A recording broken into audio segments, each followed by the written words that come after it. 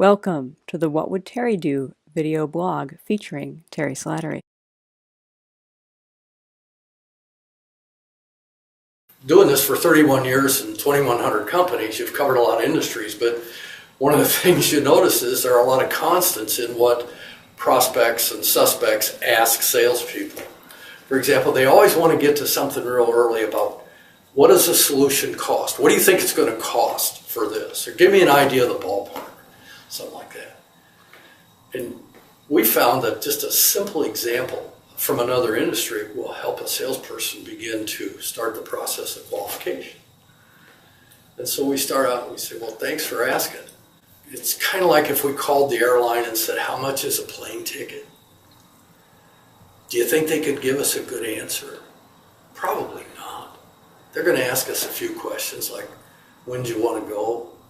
And how long are you going to stay? And are you coming back? And did you want to ride up front or do you want to be in the back with the guy with the live chickens?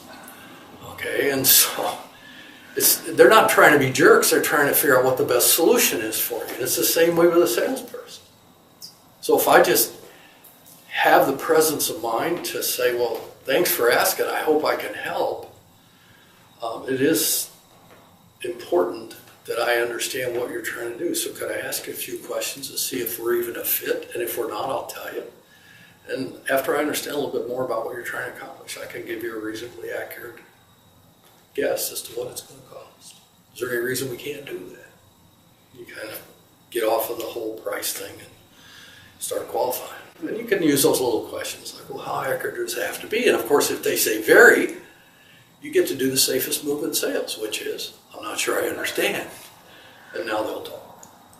So there's lots of little things like that you can do, which will help you maintain control of conversation and take it someplace, because it's very expensive to have us talking to people who aren't serious. If I'm not familiar, Terry, with this process of yours, these questions, I can sign up for What Would Terry Do, and that'll give me the 12 most essential questions and help me practice them, right? Right, and soon to be added to it, if it's not already out there, will be how do you handle their answers to the 12 most essential questions. And there's a beautiful part of that that's my clients have learned a lot from, and it is this. The answers to all 12 questions are the same. The prospect only has 3 possible answers to any question you ask them.